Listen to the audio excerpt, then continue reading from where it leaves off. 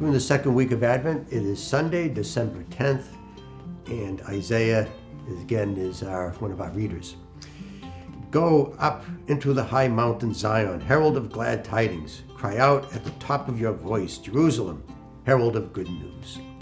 Sounds like somebody's in a really good mood. So remember when Jesus went into the desert to be by himself and brought his disciples there to pray in quiet, and a big crowd of thousands of people show up to disturb his peace. Where did these people come from? Why are they there? Why did they want to get there? Well, let's find out. So one time Jesus was walking and a leper came up to him and asked to be cured, and Jesus, of course, cured the leper. And the leper, after he was cured, the leper heard some instructions from Jesus. Jesus told him to go to the priest, show yourself to the priest, and don't tell anybody. Very simple instructions. And then right after that, it says that he went and blabbed everything to everybody. So what happened? What happened in that scene? Well, anyway, the leper went out probably, it was first time in society, and he probably wanted to get a job. He didn't have a job when he was a leper because he can't be with people. So let's say he goes to Home Depot and he applies for a job, and the person that's running the application says to him, he says, do you have any prior experience? And he says, no, I've been a leper. I have no experience at all. And he says, a leper? He says, why you're not a leper anymore? And he goes, no, he was cured. He says, how were you cured? He says, well, the leper says, well, I can't tell you because Jesus told me not to say anything. Whoops. The guy said, the guy interviewing him says, really? I heard about Jesus. Do you think that he could help my bad back? Because I wake up every morning, there's a lot of pain. He says, no. So the leper said, go to the Lord. The Lord will really help you. And so that's where this crowd comes from. So Jesus goes to the desert, sees this large crowd assembled before him. It's because of the leper and a few other happy customers. And that's the whole thing. When crowds and people find out, it's because the people are happy, people react to the wonderful things that Jesus does for them.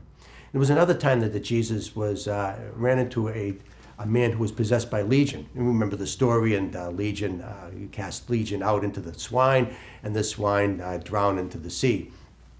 Now, the people that are not happy are the herdsmen, the people that are taking care of the swine. So, of course, they're unemployed now, so they go back into the city, and they tell all the people, the city folk, what happened.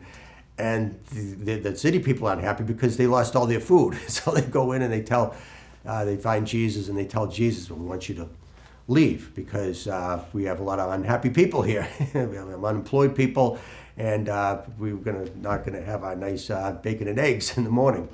So Jesus leaves. And when Jesus leaves, he meets a few other people, helps them out, but then he returns. Goes across the Sea of Galilee to the other side where he was before where he met this man. This time, everybody sees Jesus coming, and they welcome him. It's the very same people that threw him out are now welcoming him back. How is that possible? Where did all these people get all this faith? I'll tell you, one happy customer. The man that was possessed by Legion went out and told people what God did for him. And that's the word spread. And so this is how you transform the world. Notice that this man that was possessed by Legion was not a theologian, he's not a bishop, he's not a pope. He has not a lot of prior experience preaching. He just told them what God did for him. And he transforms all of these people and the whole villages that are around there. We look at ourselves and we say, well, we're just one person and I'm not really well trained and everything. Well, that's how you transform the world. Happy customers. Happy customers are the ones that really show people what a really valuable product really is. So go out there, and you don't have to debate, you don't have to be angry at the world. Go out there and just show what God does for us and be happy customers, and that's how you and I can transform the world.